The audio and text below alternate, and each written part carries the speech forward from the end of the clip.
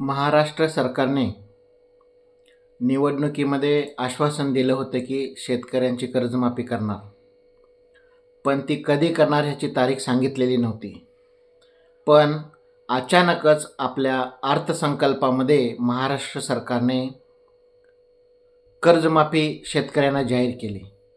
पण ती आत्ताच का केली ह्याच्या पाठीमागे एक मोठं कारण दडलेलं आहे. तर ऐका. शेतकऱ्यांना कर्जमाफी करण्याचं सगळ्यात मोठं कारण म्हणजे सध्या चालू असलेलं इराण आणि अमेरिकेचं युद्ध. या युद्धामुळे महाराष्ट्रातील शेतकऱ्यांची केळी, द्राक्ष आणि हापूस आंबा हे सगळंच्या सगळं जे एक्सपोर्ट होणार होतं ते एक्सपोर्ट थांबलेलं आहे.